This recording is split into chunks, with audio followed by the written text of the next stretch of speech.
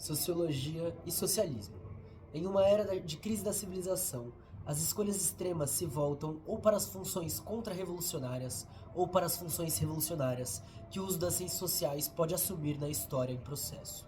Fiquei, naturalmente, do último lado, movido pela esperança de que, assim, ajudaria a colocar o pensamento sociológico na vanguarda das forças sociais que lutam por uma revolução democrática no Brasil. Florestan Fernandes, Três Lagoas, 26 de julho de 1976. Estamos aqui para mais um dia de leitura e discussão, mais uma vez com Por uma Implosão da Sociologia, livrinho que a gente publicou aí pela editora Terra 100 Anos. Você que não me conhece, eu sou Marcos Morcego, comunicador político aqui na Caverna do Morcego. Além desse projeto de vídeos, a gente tem a nossa série sobre lei de drogas. Além disso, também temos o nosso podcast, Caverna do Morcego, em qualquer plataforma que seja de podcast, e lá você consegue alguns episódios diferenciados e entrevistas, beleza? Da hora, não perde essa. Também queria lembrar vocês que a gente tem aí cupom de desconto no site da Autonomia Literária, hashtag Morcego na Autonomia, que te dá 20% de desconto em todo e qualquer produto, e também temos textos publicados lá na nossa revista Clio Operária. Essa semana é a semana da Flipei, então não perde nada, entra lá, Flipei Oficial, que você vai acompanhar tudo que vai rolar, debates, shows e muita coisa muito da hora, tá? Não perde essa oportunidade. Não esqueça de seguir nossas redes sociais, @morcego _marcos no Instagram e marcosmorcego.bsky.social no Blue Sky. Fechou? Curtiu o projeto? Quer apoiar a gente? Vai pelo apoio coletivo, apoia.se/caverna-morcego ou pelo Pix, podcastmorcego@gmail.com. Beleza? A gente tá aqui então com o Por uma Implosão da Sociologia, lendo o capítulo sobre sociologia e socialismo, né? Que eu abro com o Florestan Fernandes e esse trechinho. E nesse episódio a gente vai trabalhar com alguns textos dele que foram publicados nesse capítulo, né? Entre 73 e 76, buscando nos aprofundar nas perguntas anteriormente feitas. Se a sociologia e o socialismo estão próximos, qual a razão disso? A revolução social permanece sendo nosso horizonte e como unificamos as duas coisas e concretizamos um processo de superação. Florestan, ele dá uma radicalizada nos pensamentos escritos próximo e durante a ditadura militar. E aí a gente fala realmente de um acompanhamento de textos dele, né? Onde a palavra revolução entra, onde a palavra democracia entra, onde a palavra socialismo adquiriu um certo sentido. Momento que começa a enxergar uma crise e um processo de ruptura na sociedade. Também vai afirmar em seus textos que no capitalismo dependente, as elites sempre irão se armar para uma contra-revolução. Mas o que serve para nós agora é o elemento da crise, uma crise cíclica do capitalismo, né? E eu falava em 2023, e é engraçado, né, que se a gente pegar a partir do momento de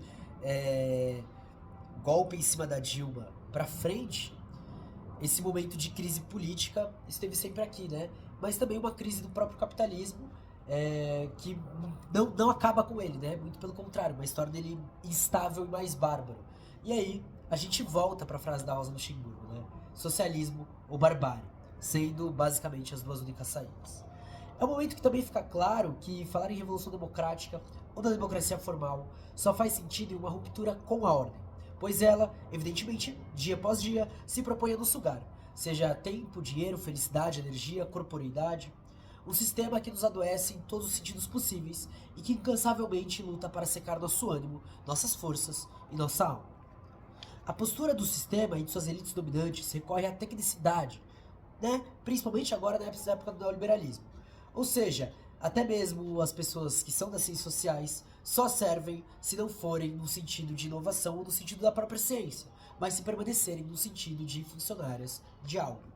Seguimos Florestan, que afirma que uma ordem social que se torna o reduto do pensamento reacionário e a base material da opressão institucionalizada divorcia-se por completo e definitivamente do pensamento crítico, científico.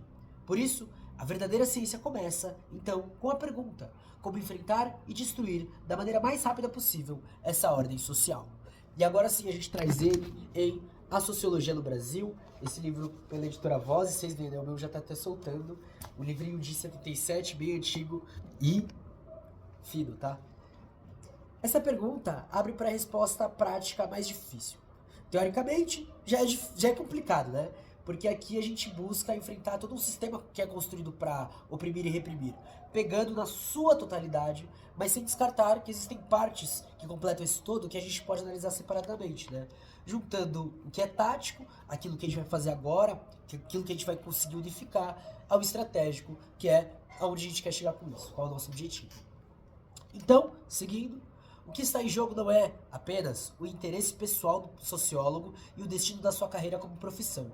Acima e além disso, está a qualidade da contribuição científica da sociologia e a utilidade que ela poderá ter para a emergência e expansão de uma civilização destruída nas mazelas do capitalismo, de sua sociedade de classes e do monopólio burguês do poder estatal.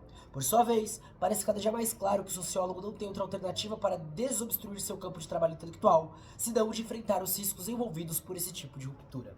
E aí, ele dá então esse passo de colocar: não é sobre você fazer sua vida, sobre você ganhar seu dinheiro e você viver bem como sociólogo, mas é sobre o que você, enquanto cientista, deve fazer. E isso envolve os riscos da ruptura com o sistema capitalista. Tendo em vista essa conexão entre a produção científica e o socialismo, a galera das humanidades deve se voltar para esse caminho que abre a ruptura. Nada que não tenhamos nos deparado até então.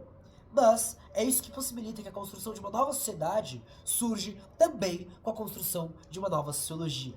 Isso nos leva a repensar aquele ponto da revolução de que apontar esses caminhos agora permite que o futuro seja construído de uma forma mais concreta. A gente vai desenhando e construindo a sociedade conforme a gente vai destruindo essa, né? E isso nos torna o centro de um processo de ruptura social maior.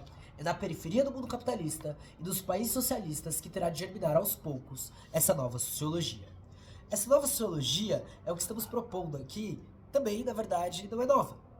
Mas, mais importante, a única coisa é que ela rompe com a perspectiva construída da academia. E mais importante ainda, os processos que vamos expor mais adiante buscam se integrar e apresentar uma união sociológica e o socialismo com mais profundidade. Em uma sociedade em que o reformismo geralmente gira numa chave burguesa, como é o caso do Brasil, em que constantemente os movimentos neofascistas surgem, é preciso que se aponte uma diferenciação. O papel principal do sociólogo é conseguir construir a autonomia política e social das massas para o enfrentamento. Ou melhor, conseguir construir não, né? Ajudar a construir, principalmente agora que a gente pensa em cientistas sociais que são periféricos, né? Que são agentes da periferia. Não são pesquisas e trabalhos para uma pirâmide de conhecimento, mas é algo que necessariamente tem que se conectar com as lutas de baixo. Dizendo isso como alguém que faz ciências sociais e tá aqui, né? Cumpre-nos tentar modificar essa situação e, em especial, procurar um novo enlace com o movimento socialista, único que poderá, a médio prazo, tirar o sociólogo de seu confinamento intelectual e aproveitar praticamente as contribuições de uma sociologia verdadeiramente crítica e militante. A construção crítica e militante, embora com certo espaço para ser construída dentro, por exemplo, da própria universidade, é suficiente? Ou é um espaço, e agora eu atualizaria, né, que tem que, na verdade, haver uma nova luta para desobstruir aquilo que foi colocado enquanto obstáculo dentro dele, né? Desde a relação das diretorias, mas também da relação do prefeito de campus, da relação das próprias matérias e de como funciona o conchavo entre professores lá. E óbvio, né? A própria universidade, principalmente a universidade pública, como um centro de pessoas que já tiveram, como diz o Bourdieu, né? O capital cultural e o capital político. Enfim, cabe questionar isso daí. A busca por essa sociologia militante, né, ela é, então, empreendida dentro do próprio livro. É um pouco disso do que a gente está tentando fazer aqui, fazer essa crítica, a partir de vários estudos, inclusive, que eu conheci na universidade, e trazer para fora, para olhar e falar, ó, a gente já faz isso daqui tá aqui. Entender o materialismo histórico dialético, marxismo, estruturalismo histórico, e uma relação de método, análise, interpretação, mas também criação de possibilidades, consiste na ligação entre a sociologia e a militância. É procurar a radicalidade enquanto se nega ao intelectualismo e as teorias que matam o pensamento crítico e científico. É tirar a sociologia de um academicismo e da chave de ler, interpretar, ler, interpretar, ler, interpretar, e ler, e ler, e ler, e ler, e ler, infinitamente.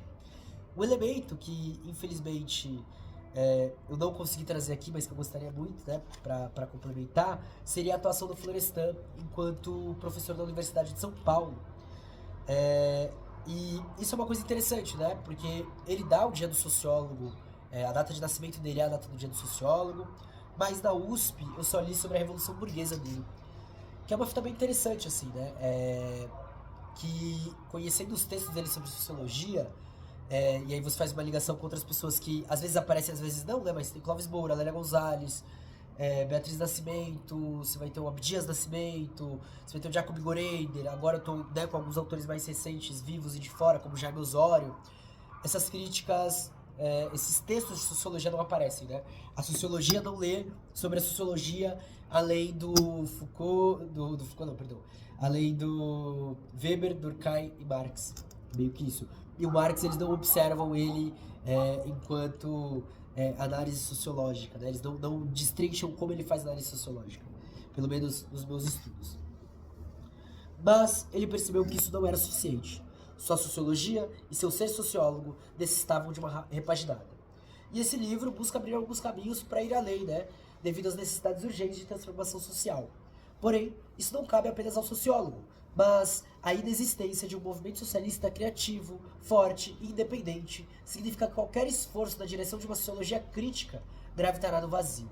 Então, tanto a sociologia deve escapar ao movimento burguês, quanto o movimento socialista, ele tem que se fortalecer, e eu gosto dessa parte de ser crítico e independente, né? Uma das coisas que a gente trouxe muito no podcast mais recentemente, que eu estou trazendo na minha atuação, é justamente essa relação da sociologia com a pedagogia, e aí eu olho principalmente para a pedagogia do campo, pedagogia da terra, pedagogia socialista, enfim, que aí a gente faz um bolo legal. De um lado, temos a defesa do sistema capitalista, de outro, a construção de uma nova sociedade, plural, com novas organizações econômicas, políticas, sociais e culturais. E a crise aponta para a chance dessa ruptura, desde Marx, né? Mas vai dizer o Florestan.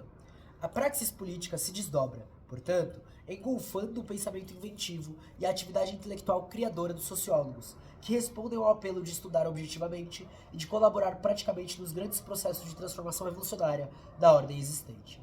É impossível separar a investigação sociológica do movimento socialista, isolando a sociologia do socialismo. A realidade impõe que ambos avancem interligados, influenciando-se de maneira permanente, profunda e fecunda. Na verdade, pode-se ser sociólogo sem ser, ao mesmo tempo, socialista.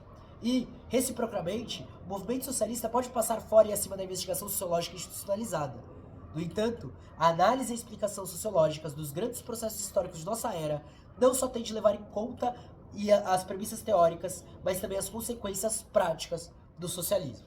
Mas, essa orientação metodológica e política é a única que pode dar respostas concretas de transformação aos problemas sociais. Outras teorias e metodologias até podem, em certo nível, alterar, mas é a sociologia crítica e militante que pode afetar nas estruturas, assim como a reconstrução do movimento socialista. Ao repudiar a neutralidade científica, nós, se defrontam com um compromisso intelectual que se equaciona de modo imediato e imperativo, como um dever de objetividade crítica, de responsabilidade política e de participação militante. Dar vida ao socialismo e colocar em interação com uma transformação da ordem política, da ordem econômica e da ordem social. Se omitir aos processos de transformação é defender a ordem que reprime e oprime. A gente não tem essa opção. Nos colocamos contrário ao regime de controle social que usa da coerção e do convencimento para matar ou deixar morrer, não só a humanidade, mas tudo possível dentro do espaço que vivemos. A sociologia crítica nos colocou em um ponto de pensar e investigar os processos, ainda, às vezes, no espaço intelectualizado. A militância e o socialismo colocam na chave da praxis política e de atuar em prol de transformação social, aproximando a sociologia dos movimentos e os movimentos empurrando a sociologia. Esse foi o episódio de hoje, tá? Esse capítulo, vocês veem, já tem muito mais coisa escrita por mim, tá? Eu acho que é o ponto onde eu começo a despontar, que foi o ponto que me chamou a atenção mesmo pro bagulho, né? Antes eu tive que explicar certas coisas que ou eu não tinha tanto domínio, ou eu preferi me segurar ali nessa parte bem teórica pra explicar muita coisa, e agora eu já dou uma deslanchada a partir do Florestan, porque eu acho que é esse o caminho que ele deixa aberto enquanto cientista social. A gente volta amanhã com o Clóvis Moura, vamos trazer aqui o Clóvis Moura pra caverna falando sobre sociologia, e é isso, a gente se vê então logo mais. Curte, comenta, compartilha, deixa tudo aí, vai estar tudo na descrição. A gente se vê na próxima, até mais. Tchau!